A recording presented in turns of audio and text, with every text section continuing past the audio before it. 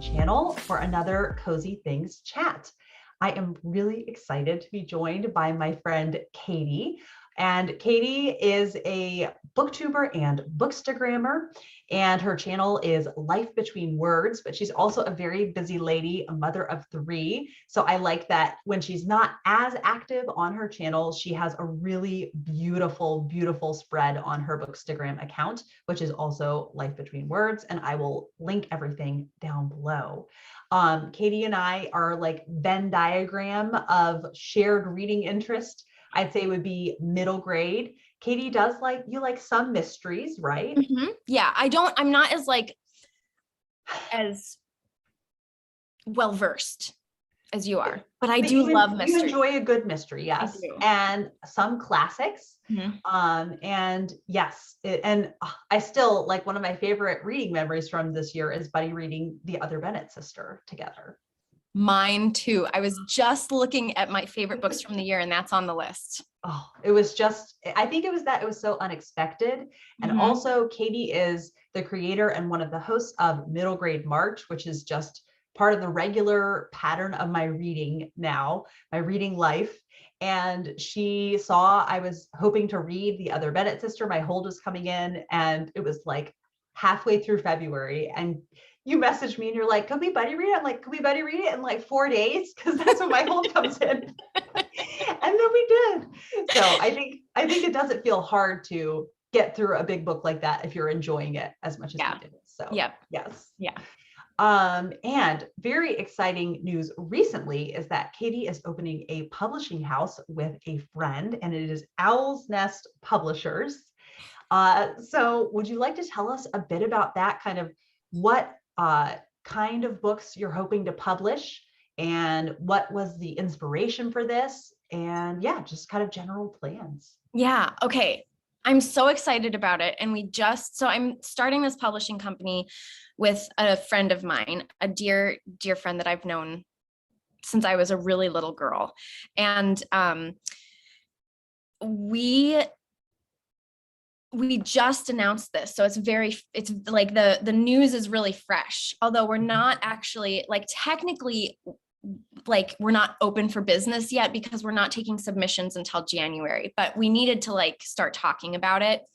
So we, announced ourselves on Instagram and Twitter, and I still need to make a YouTube video about it, but my channel's been inactive for a few months, so I just haven't gotten around to it yet. It will happen eventually. It'll happen probably by the time this goes up, it'll probably be like the end of December. So it'll be very, very close to when it's opening. Yes. So it's called Owl's Nest Publishers, like you said, and I'm starting with my friend Karen.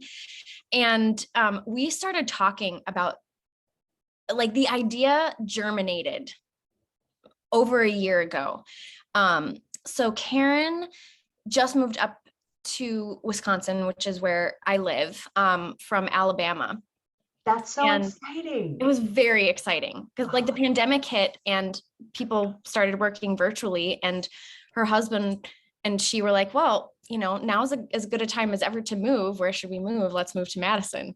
So wow. Yeah, so it was really fun. And anyway, so when she came up here to start thinking about the move, and anyway, we started talking about this sort of need that we saw in publishing. And sometimes it's a little hard to talk about without feeling like I'm being disparaging, because there are wonderful middle grade and YA books out there, really wonderful. So it's not like we're inventing a new wheel or anything. We don't feel like we're doing anything better than anyone else, just different. And maybe not even that different. I don't know. But the need that we see especially is for, sorry, I'm a little all over the place. This is the first time I've talked about it with anyone else really, who's not Karen. You're fine. other than on social media where I prepare. But our focus is for middle grade and what we're calling teen readers. Mm-hmm. We're not calling it YA because YA in many respects is its own beast of a thing. Yes. And one of the things that we've observed is that a lot of YA books aren't actually geared towards teenagers. They're geared towards adults. And so, and we want to produce books that are where teenagers can really see themselves. Like, I feel like it's sometimes hard for teenagers to see themselves in an 18-year-old who's very experienced in the world. Yes.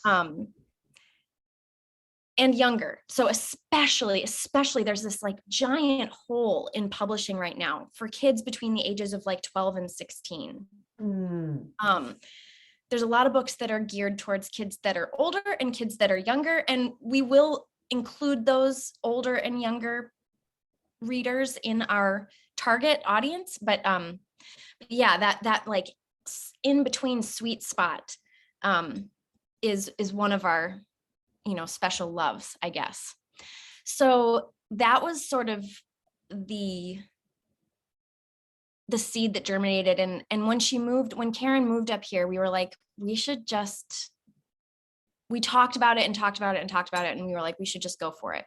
So we wrote a business plan, and we've been talking with my dad, who understands a lot about business, and my brother's a lawyer. So like, we've done all of the things that one needs to do to set up a legitimate business. So that's kind of the basics. This is so exciting. And, you know, I've never forgotten this article that I read, which was a survey they gave to people who were in their 90s. And they said, what is your biggest regret in life? And they said, not taking more risks. So this is just so exciting. You're like, you're both really passionate about it. And so the work, it will be challenging, but I think it will be really rewarding. Yeah. So then I guess I'm curious, are you mostly going to publish kind of new releases, or would you also have kind of like a backlist of like, you felt like lesser known middle grade or teen books? Yeah. So actually, one of the things that I'm really, really, really excited about with our publishing house is that so we want to do new releases, and then we also want to release what we're calling vibrant reprints of classic literature. And I'm so excited about that particular like line of books that we want to release. So anything that's in the public domain that a young reader should or would or could read, we want to, and we want to get people. So our idea with it is that we're going to include like footnotes to explain any passages or words or I don't know, interesting facts, or even like personal connections that whoever is editing the book has a connection to in the story. And then we're doing an introduction. And then if the book is split up into different parts, at those different parts, we'll have like a reader's guide with questions and stuff like that in it. So I'm really, really excited about it, because I feel like it is a resource that schools and libraries and homeschoolers can all use. And I'm so excited about it. And I want you to take a guess at what our first book is going to be. Knowing me, what do you think? Is it Anne of Green Gables? Of course it is. Are you going to be the editor for that one? Yeah. Katie, it's going to be like Life Between Words annotated Anne of Green Gables. I'm beyond excited about it. I'm already working on it right now. Yeah. So what I will have to move to the cozy list, but I'm so excited to ask all these questions. So do you know, as far as cover art, are you going to pick like public domain paintings, or do you have artists in mind? I know this is many details that don't have to be ironed out yet, but I'm just curious. So we have thought about this so much, because one of the interesting things about Anne of Green Gables, and there's other classics that are like this too. The book itself, like the words are in the public domain, so no one has copyright over the text. But the what is it called? The Lucy Maud Montgomery Institute in Canada still has Anne trademarked. Now, I don't know how they keep up with all of that, because I know so many people who like have Etsy shops where they are producing images of Anne, which technically is under trademark. I don't know how they get away with that, because I almost guarantee that most of those people have not talked to the Lucy Maud Montgomery Institute. It's out of the kindness of their hearts. Yes. So actually, one of the things that I did just a few weeks ago was I sent 2 emails to them, to just because we don't want to do anything that we could find ourselves under a lawsuit for. Yes, yes. So, that's prudent. Yes. So I think when we first thought about doing Anne, I was like, I already had a cover in mind that I was like, oh, I want to get someone to draw this artwork. And now I'm like, I don't know that we can draw a picture of Anne and put it on the cover. I see. So it might have to be a more generic cover, but we are still going to make them look really nice. But that way, like if someone were to buy every classic book that came out, they'd look similar. So I have, anyway, I don't know if that's interesting at all, but like we have some ideas that will work out. Yes. I wish, and I would love it. We haven't fully decided whether we'll like hire someone to do the artwork or whatever, just to make it, but I don't know. We haven't ironed out all those details yet, but I see. Well, that makes me think of,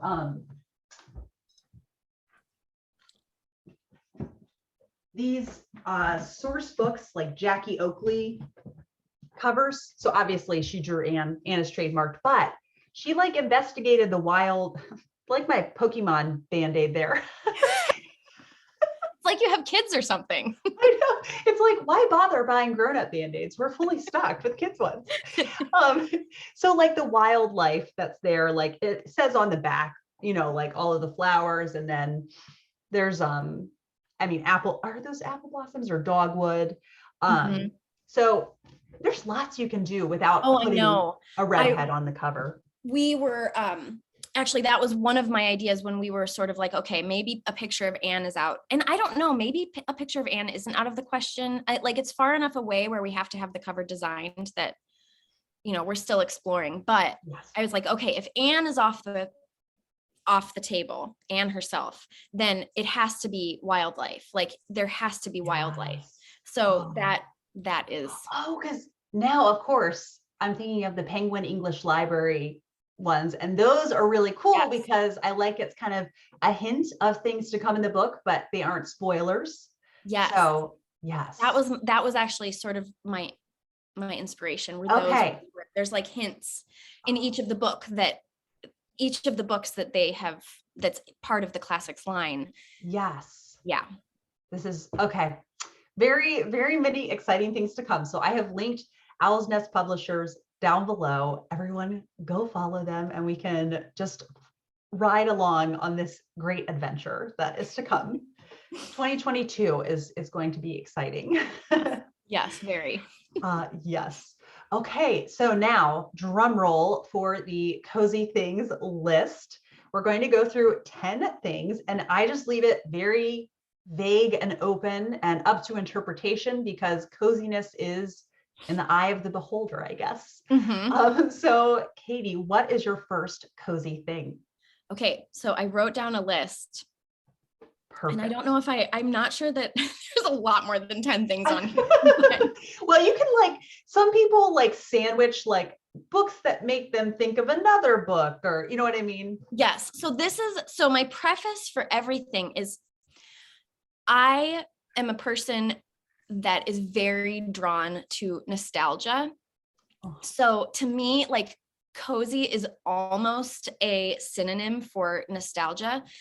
And so if I think of a cozy book, I mean, Anne of Green Gables, of course, is top cozy level. Yeah. But if I were to make a more general statement, I would say a really good historical fiction middle grade. That to me is cozy. And it's so true, because even when they deal with hard topics like the war that saved my life, it's like all of the domestic details are there. And Yes. I think you can be pretty certain, like, your protagonist at least isn't going to die. You Right. aren't, all the, other characters aren't safe. But yeah, it really is. You're just like enveloped in this little world.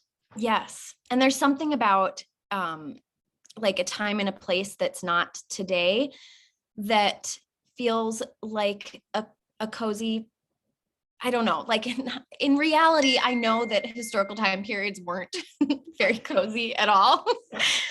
But as a reader, it feels cozy to read about a time and place, because it, in some ways, it makes me think about my own childhood, whether it was a book that I read when I was a kid, or just, years gone by, because I am such a nostalgic person. So Yes. yeah. But yeah, Oh, very all the nice. little domestic details, or like, I find that a lot of, and I don't know what it is about this, but a lot of middle grade historical fiction deals with like family or found family. Yes. Like it's yeah. Yes. Oh, lovely. Lovely. What is the second cozy thing? Okay. All right. So, oh, okay. Sorry, I'm still on books. No, don't apologize on my booktube channel. Because the other thing that I feel like, this is what, so when I say a really good historical fiction middle grade, I don't necessarily want to limit it to middle grade. One of the things that I think makes, like, my favorite books, what makes them cozy to me are really lovable characters. So like one of my other favorite books, A Gentleman in Moscow, the Count is one of my all-time favorite characters. I just want to give him a hug, and I want to give the book a hug. Like, any book that I want to give a hug to is a cozy book to me. And so, or I think of like what's the other book that it's a the Guernsey Literary and Potato Peel Pie Society is another book, sort of like what you were saying, where it's not necessarily like, there's a lot of things that happen in it that are really sad, but the book itself is so cozy and warm. Yes. Like, it's a very warm book. And I think that there's a thread through all of my favorite cozy books that Yes. they feel warm.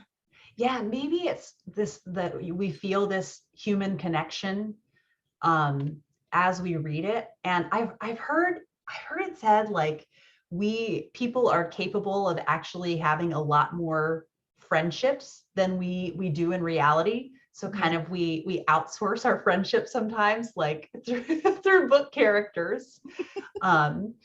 Because there's only so many people with common interests that you're going to come across in Yes. your real life. Yes.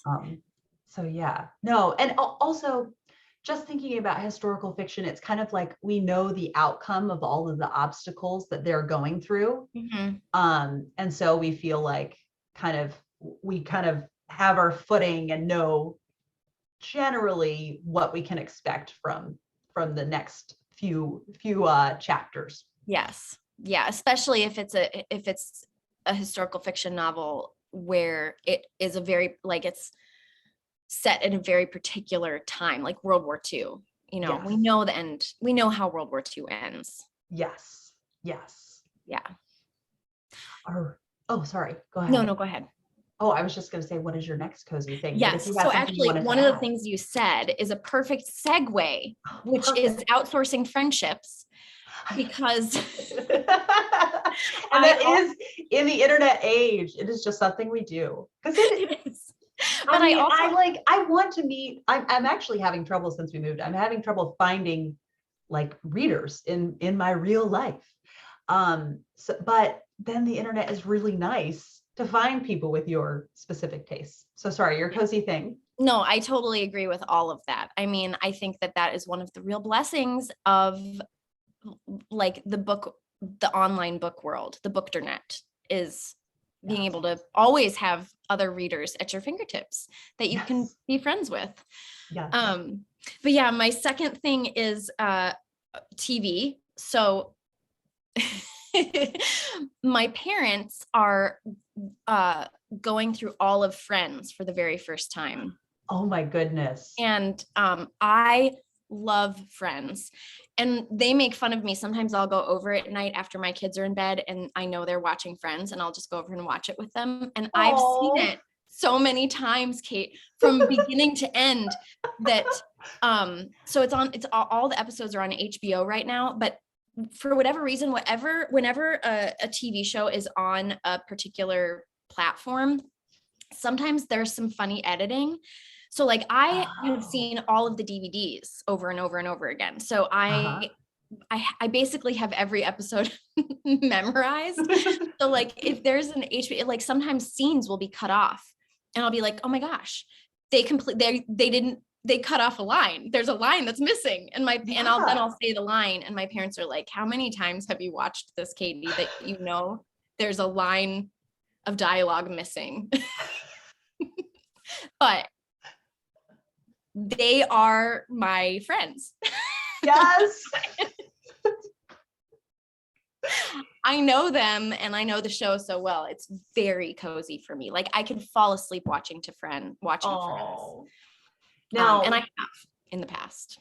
And maybe is there one of the Friends that you would say you identify with? I'm probably a cross between Rachel and Phoebe.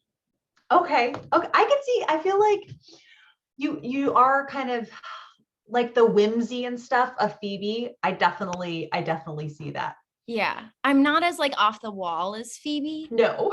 Which is why I'm not entirely Phoebe. Yes. But I'm also not as like selfish, I would say, as Rachel. So, but yeah. You're pretty empathetic. Yeah. Yeah.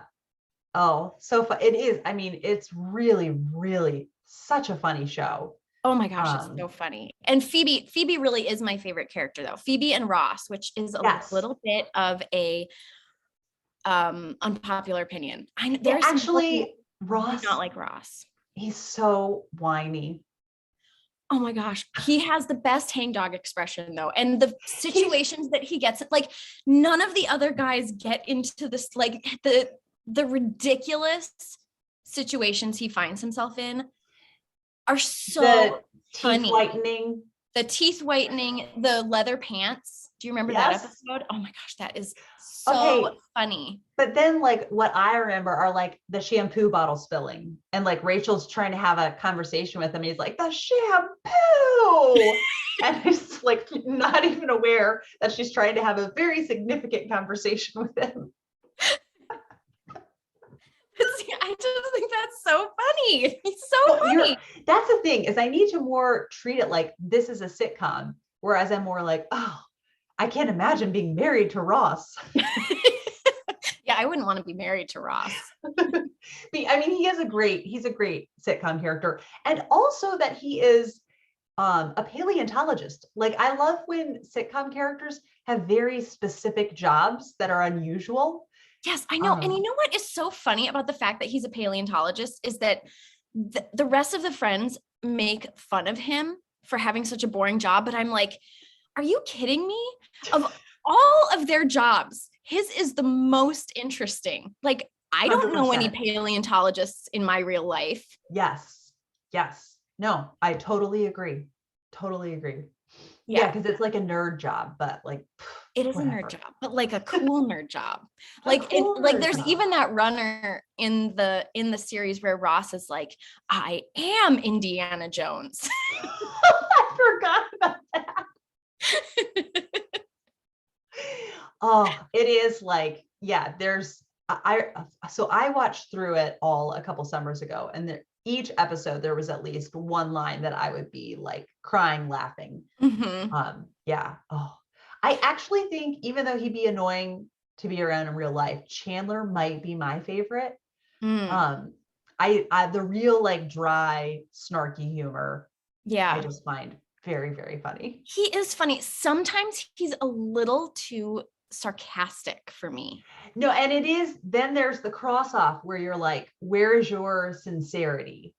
Right. And so Yeah. I mean, I love them all, but yeah, Chandler, and I love when Chandler's really dry, I love it. But when he's sarcastic, I'm like, because I feel like sarcasm comes from a place of anger a lot of times. Yes. Yes. And so sometimes I feel like he crosses the line sometimes. It does. I just love there's one time Joey says, hey, Chandler, do you have a barrette? Why no, Joey, I am not a 12-year-old girl. Oh. All righty. What is the next thing on your cozy list? Okay. Let's see. Okay. I am someone who does not eat to live. I live to eat. I love good food. And once again, here is my nostalgia. And also maybe a little bit of my English heritage because I love a good cup of tea. In fact, I'm drinking tea right now in my favorite cozy mug. So I love a good cup of tea, and I love roast beef and Yorkshire pudding, which we have every year for Christmas, which is a tradition that my family has done since my great-grandparents, who were English, brought that over from England. So we have that every Christmas dinner, and it's my very favorite, and it's the coziest meal, and I look forward to it all year.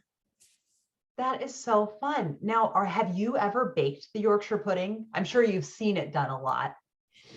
I have seen it done a lot, but no, I have not tried my hand at it because it's a little finicky. And usually, so my grandmother did it for years and years. And she learned it from my great-grandmother. So my great-grandparents are actually my grandfather's parents. So it's through my maternal grandfather's parents were the English ones, but they taught, so my grandma Nellie taught my grandma Shirley how to do the roast beef and Yorkshire pudding. And then my grandma Shirley taught my dad. So now my dad has taken over and he's the one who does it. So I've seen it done a lot, but he has yet to hand over the reins. I'm sure like, that is fine. I'm enjoying not having to make the Yorkshire pudding. I bet once you do it, you get used to it. Because it's not like, I feel like it's not nearly as finicky as like a souffle. I think it's just if you do the oil the right temperature. Yes, it's all about having the oil at the right temperature. Because you want it to get poofy. And there have been, every once in a while, it doesn't poof in the right way. And usually my dad is really disappointed when that happens. But yeah, it's so good though. Oh my gosh, I love it so much. Alrighty, so the next cozy thing on your list. Okay, let's see. The next cozy thing. So I've talked about food. Okay. This is a gift that Steve got me for my birthday this year. I have it behind me. I'm going to show it to you. Okay. And it was funny. He didn't know what to get me. And I was like, okay, I was like, let's get a linen duvet cover for our bed. And he was like, that's too expensive. So I was like, all right, then you get to decide what you're going to get me. So then he just teased me about it. He's like, I got something and you're going to love it, but I'm not telling you what it is, but it's so cozy and comfortable and you're just going to love it so much. And I was like, what is it? I was like, is it a blanket? And he said, no. What is it? Is it a coat? No. And he wouldn't tell me. Well, and he told me that it wasn't something that you wear, but it is definitely something that you wear. And it is this gigantic. Oh my gracious. It's enormous. And it's like the fabric is like, it's like minky fabric, Yes, I know exactly what you're talking about. Yeah. It's like if velvet were actually truly soft. Yes, exactly. It's so soft. And the inside is this like Sherpa, and it's really squishy and it's enormous. So it's Oh like my it's like a gracious. sweatshirt blanket. That is amazing. He did good. He did. He did. And I do wear it a lot because it's cold in the winter, even inside my house. Yes. And so I do wear it and I stay really warm and I look ridiculous. But I don't even care because it's so comfortable and cozy. And they have different ones. He was so excited because he was like, you're going to love it. It's Harry Potter. If I had chosen it, I probably would have just chosen a plain color because I wouldn't feel so ridiculous in it. I mean, I still would feel ridiculous, but I feel even more ridiculous that. And like such a millennial. Yes, like such a millennial because like it looks like the little characters on it look like The Funko Pops. Funko Pops. Like I just feel a little bit like I'm in my early 20s. And I'm not at all. So, but it's really cozy and huge. Like it's so big that like Steve put it on, and Steve's a big guy. He's like 6'1" and like he's hefty, and he can wear it and it looks big on him too. Like it's enormous. It's so big, but really cozy. I can just picture you like bundled up and reading a great book for, with all the time you have to read right now. All that time, all that free time. All that free time. With all of the projects you have going. Okay, I can see you cozied up sending emails. Yeah. Oh. Which we've had to do a lot of for the business already because we've been on social media. Like people, it's been such a wonderfully warm reception to it. That's wonderful. Yeah. Well, I think it's especially exciting when people who have been following you that are kindred spirits that like the same kind of books, they're like, oh, I trust this person. This person will, choose literature that I can be excited about being published. Yeah. Yes. Yeah. All right. The next cozy thing on your list. Okay. The next cozy thing is pretty much any adaptation of Cinderella. Katie, you're really speaking my language here. Oh. Yes, I have loved Cinderella, the story of Cinderella, since I was teeny tiny, like really, really little.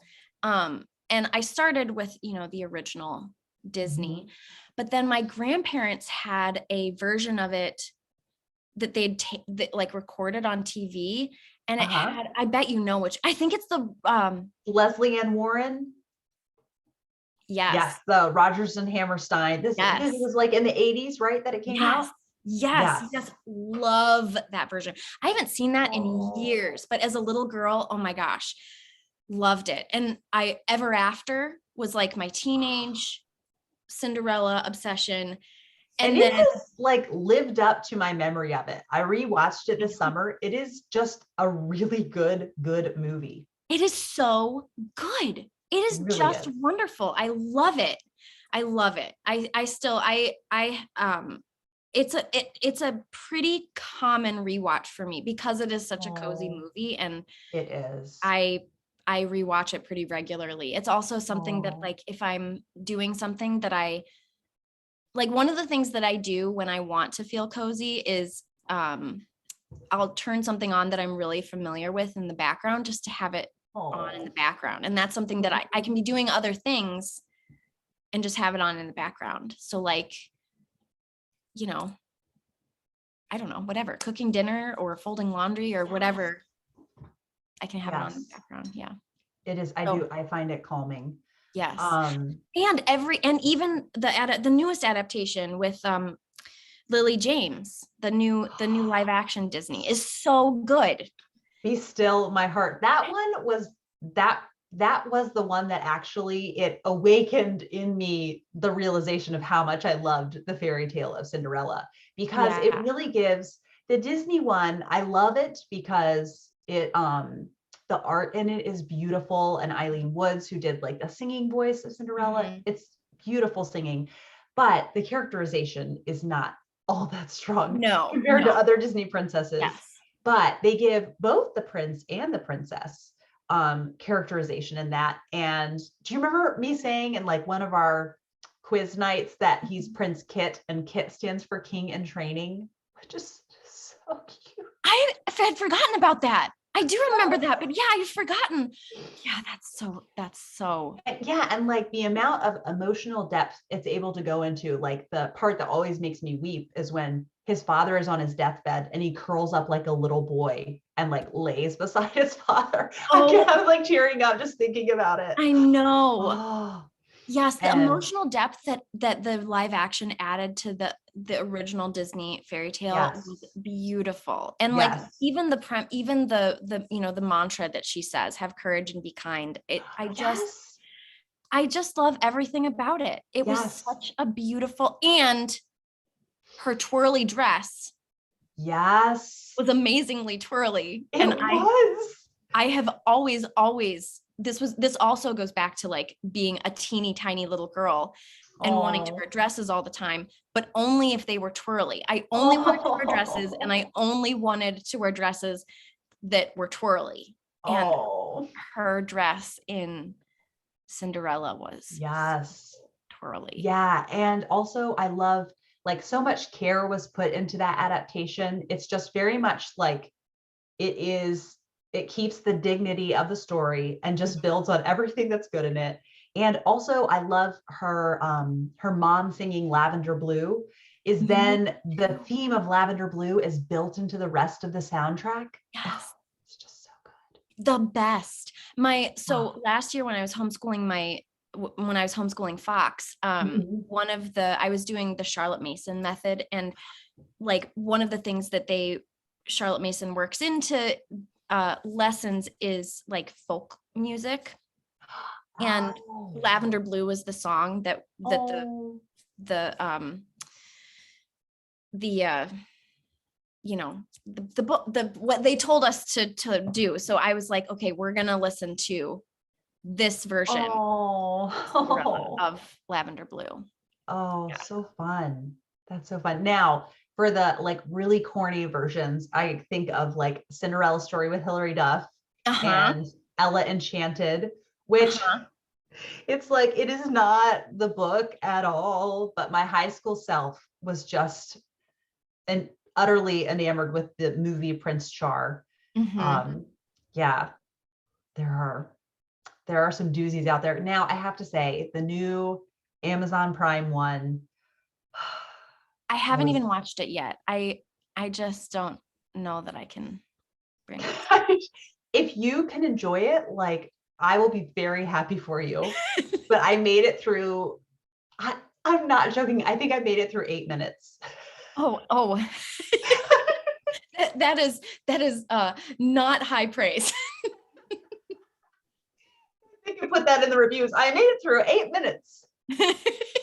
If you like Cinderella, this is a movie.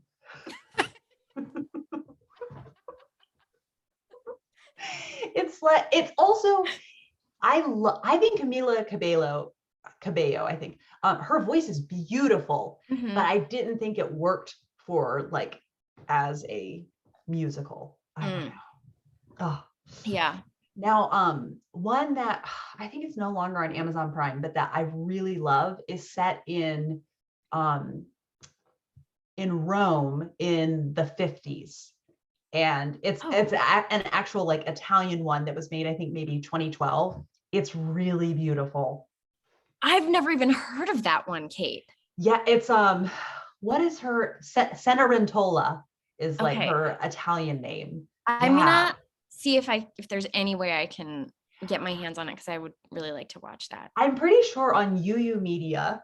I'll send you the link Okay. afterwards. I think it's like free to watch and it's not a virusy kind of website. Like I think they Yeah. have commercials and that's how you can watch. Yeah. Did you ever watch the version? This was one from the 90s with Brandy and Whitney Houston. Yes, and that is my favorite Rodgers and Hammerstein version. I like it's just, I mean, the brightness of all of the costumes and the sets. And it's George Costanza from Seinfeld Yep. and Whoopi Goldberg. I mean, Whitney Houston as the fairy godmother. I know. Oh, yes. it is like, I like it for what it is. Like it's Yeah. mega corny. And the song, like, do I like you? Do I love you because you're beautiful, or are you beautiful because I love you? When you really think about those lyrics, you're like, huh? It's been so many years since I've seen the Rodgers and Hammerstein versions Yes. that I don't even remember that song. The one song that I can kind of remember, and I'm not going to sing it because I don't actually remember the tune or anything. I just remember her when Cinderella is sitting like in the cinders Yes. singing her song. I remember that. In my own little corner. In my own little corner. And Yes. yes. That's a really sweet song. It is I a love really it. sweet song. Yeah. Oh, very cool. Yeah. Well, I could talk about Cinderella all day. No. But what is the next thing on your cozy list? Okay, what are we at right now? I have not even been keeping track because I'm just really engaged with everything that you were saying is cozy. Okay, I'm going to talk about music because there's cozy music for me, like lots of cozy music. And Perfect. once again, this is all nostalgia. I mean, not like, okay, so there's two. Okay, I'm going to talk about two different sort of music categories. Yeah. So there's like my cozy Christmas music, which is Oh. basically all John Rutter, Cambridge singers, choral Christmas music. Yes. It is the soundtrack to December for me. I have it on almost all the time. And it was something that we listened to. I mean, I don't know when the first one came out, when the first CD of his direction with the Cambridge singers came out, but it was something that was on a lot when I was little too. Oh. I mean, and like I said, I don't know if I was like really little or whether it came out when I was in high school, but nevertheless, it gives me all of the Christmas feelings, and all I want to do when I hear it is sit and cuddle up in my Oodie. That's what this is called. An Oodie. That's amazing. And drink hot cocoa and have twinkly Christmas lights in the background and read a book. That's what I want to do. Oh. Yeah. The Christmas Carol that I like realized this year is my favorite is Once in Royal David City. Yeah. Oh, it's so pretty. Yeah. It's so pretty. It's beautiful. But like pretty much any of their, I don't like it when it gets too heavy, like, and it's funny to call choral music heavy, but like when there's like heavy organ playing in the background. I like when they're singing a cappella. Those are my favorite of their songs. Yes. Like whenever in Dulce Jubilo, when that one comes on, oh my gosh, it just like immediately. My other favorite cozy Christmas, I'm going to go in an entirely different direction here. Do you ever listen to Audrey Aussad? Yes. Does she have Christmas music? She has one. Well, she has she doesn't have an entire Christmas album. She has an EP. I'm pretty sure. Let me get on. But the first, I'm going to try and find it here so that I can tell you my favorite.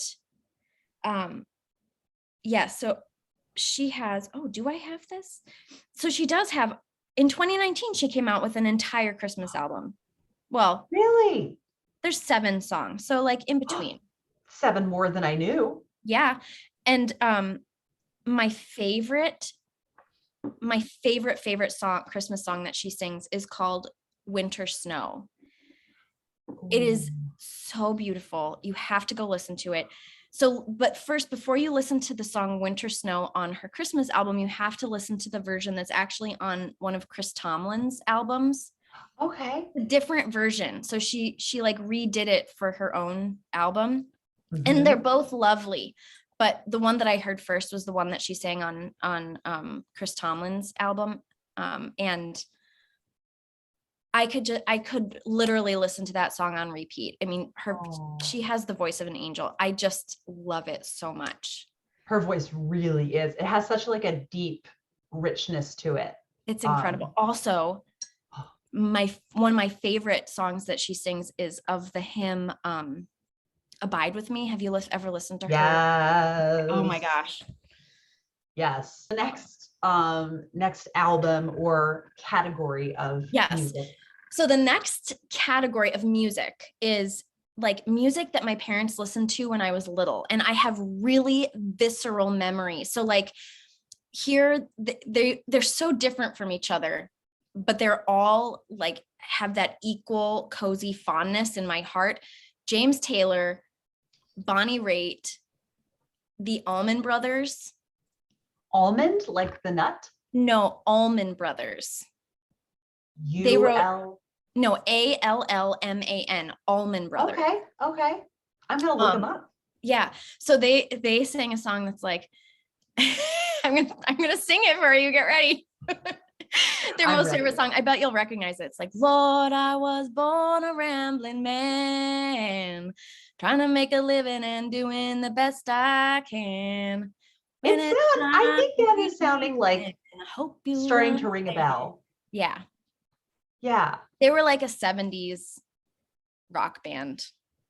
Oh, fun. Yeah. So like a lot of this, because that's when my parents were young. So like that's all the music that like we listened to when I was Van Morrison. That's another one that my parents listened to a lot when I was little.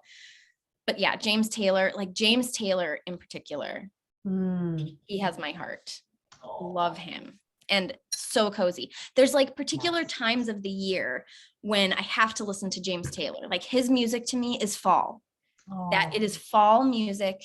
I have to have James Taylor on in the fall.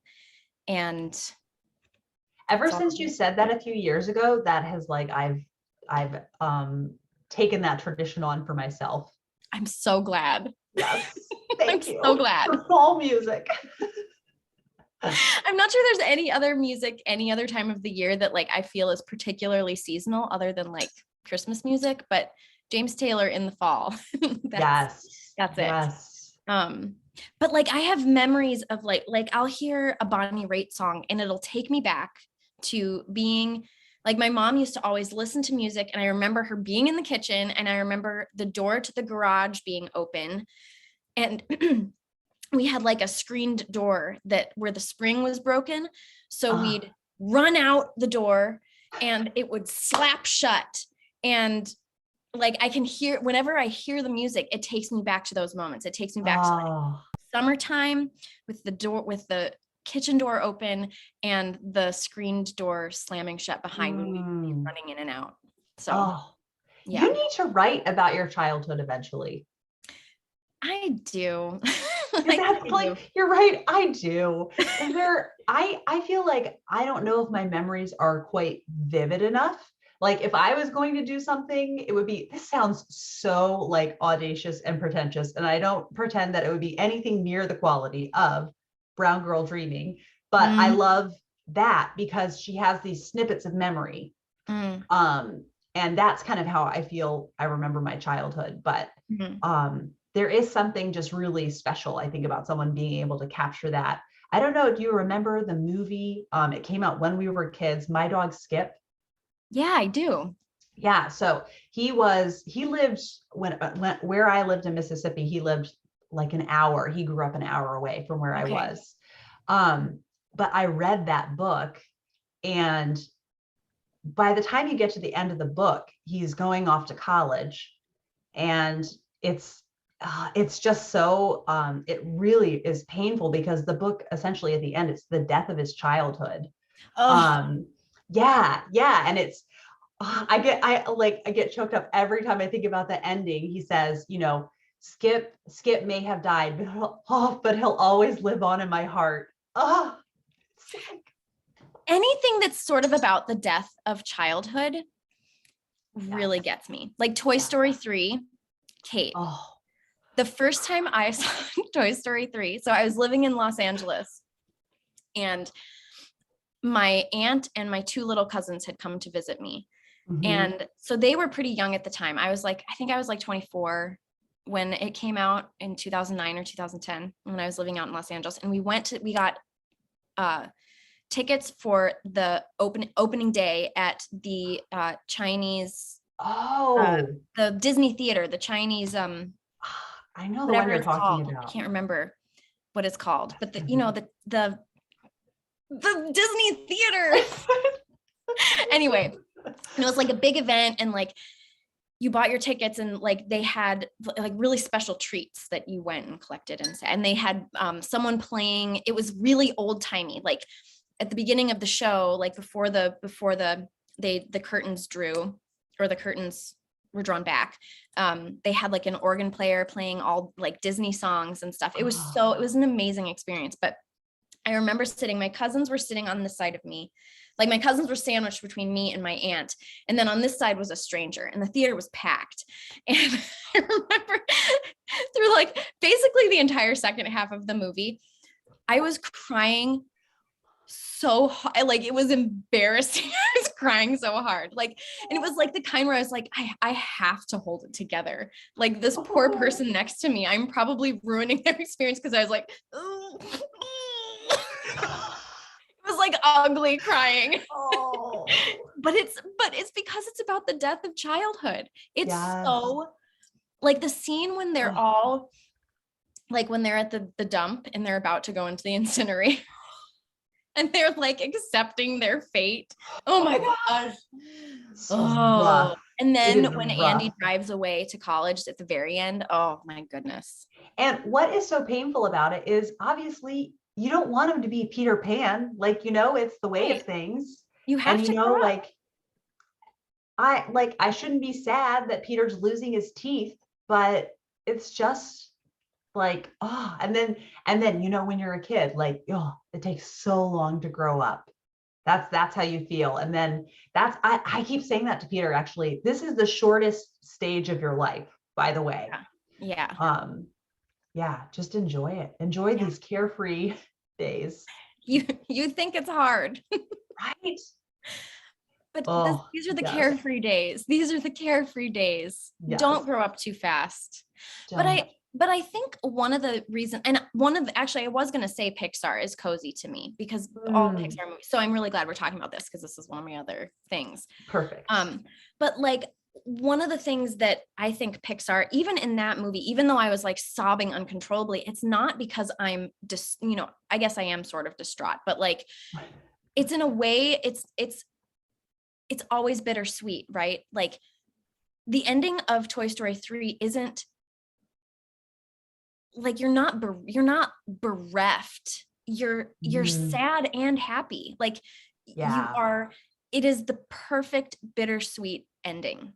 Yes. It's so perfectly bittersweet. Like, and I think that is the point of, child, like that transition between childhood and adulthood. Yes. There is something really bittersweet about it.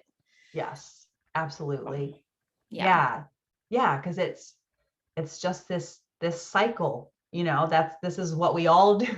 We all disappoint our parents by growing up on them.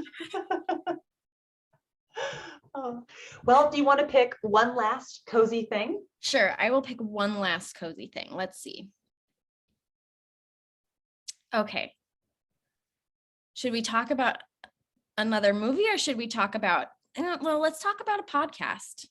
Oh, yes, let's talk about a podcast. I feel like people, a lot of BookTube viewers are interested in podcasts. So what is your recommendation? Okay, I have two, actually. Go for it.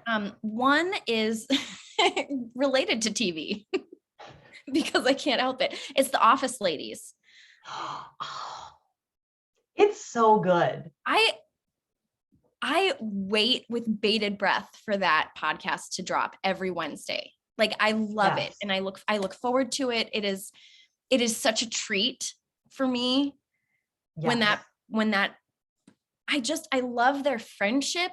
I love like, it's like you get a glimpse into this real life friendship of these people who are both famous and yet also astoundingly normal people. Yes. Like they have kids, they do school runs, they make lunches. Yeah. Jenna Fisher bakes bread, and like today I saw an Instagram story. She hadn't washed her hair in 5 days. And I was like, girl, you're like the rest of us. Oh, or lady. Yeah, they always call each other lady. Lady. Yes. You're like the rest of us. I remember when I started listening, which I am actually very behind. I was really surprised at how much I liked them, because I just have this stereotype of like actors. They're so like self-absorbed and out of touch. And it's the chemistry between the two of them. And like you said, just how ordinary they feel. And then even Yeah. when they have the other cast members come on, like Yes. they all like they're legitimately still friends. And I Yes. love that. Yes. Like, not to go back in our conversation, but like, I know, like, did you watch the Friends special that came out last spring? I watched a few clips on YouTube. I didn't have like whatever streaming service you needed to watch it. So I just watched like some of the clips on YouTube. Okay. Well, one of the things that I was a little bit disappointed in with that was like, they were all like, oh, we were such good friends. We're like family, but we haven't been in the same room for 10 years. And I was like, Were you really? though? Were you then? Were you Yeah. really that close? Yeah. And I know that some of them are, and like they all maybe they just hadn't all been together, but like they'd been with one or two at any given time. But like Yes.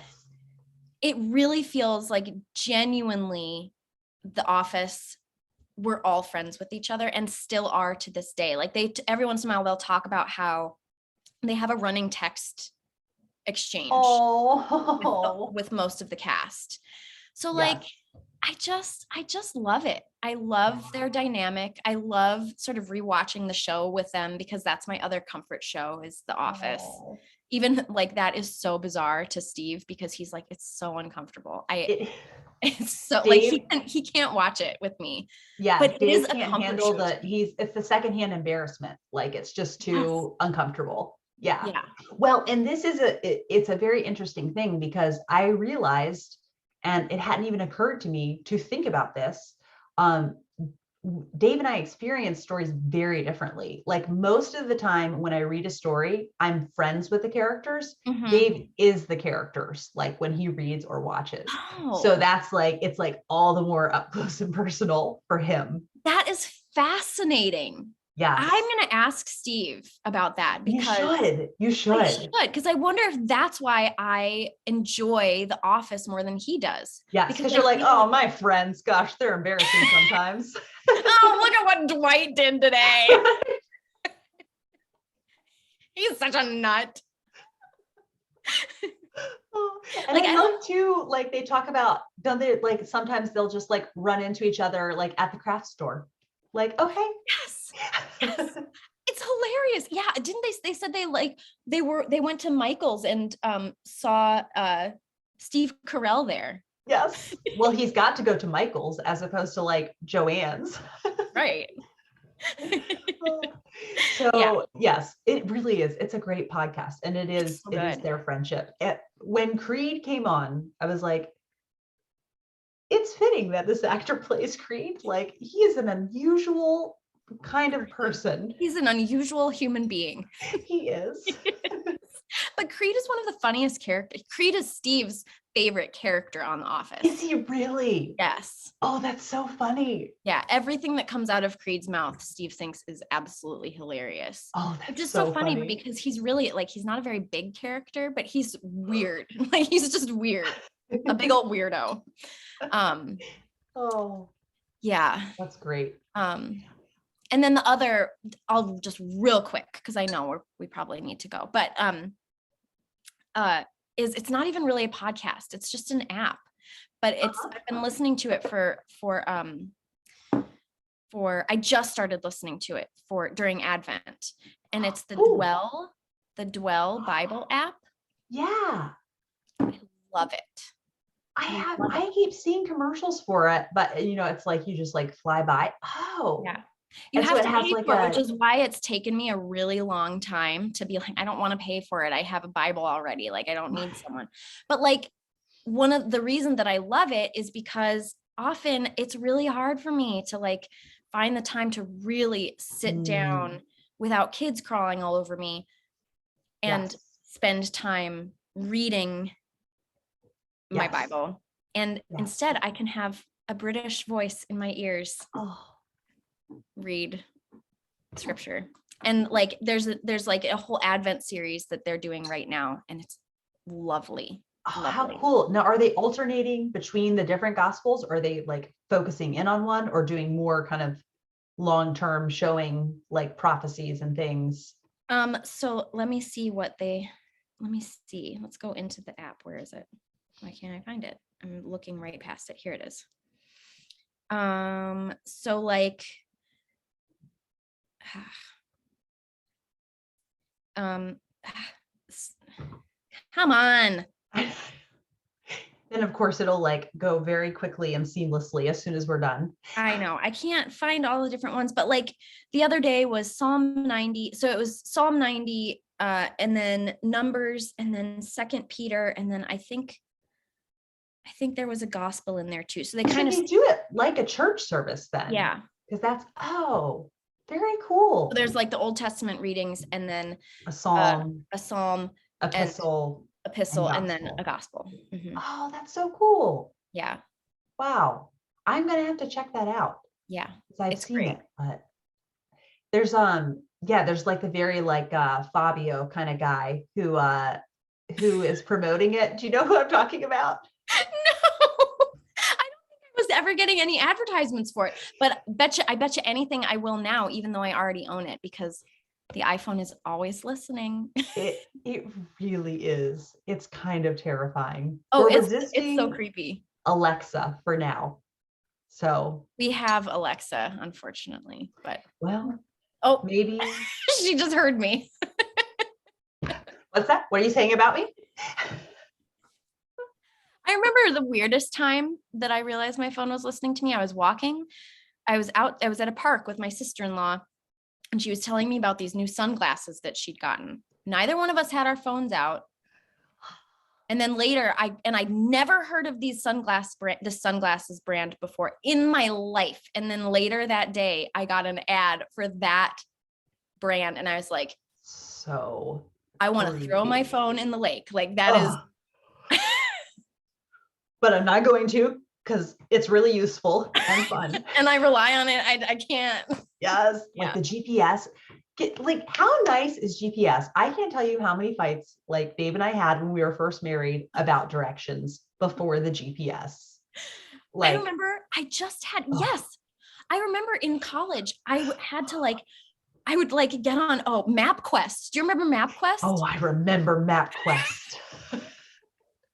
And I'd print out the directions that I needed to go, that I needed to take. Yeah, that was crazy times.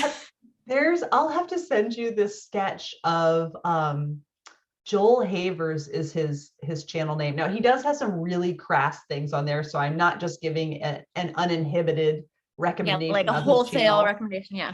But he's like, if Google Maps was your best friend, and so he has someone dressed up as Google Maps, and like the ways that they can be really annoying. Please find that and send it to me. I will. Okay. I will. Oh, Katie, I would talk to you all day I long. It know. is I just, would too, Kate. it's so fun I to know. talk about the things that just take the that are life softening Oh and yeah. And life just giving. and life giving, yes. And really I think you can kind of, if you're not looking, you can overlook the beauty and the everyday. But these are these things that it's really nice to just like really cling on to. Yes. Yeah. Yes. And thank you everyone for watching, and everything will be linked down below. Thank you for having me, Kate.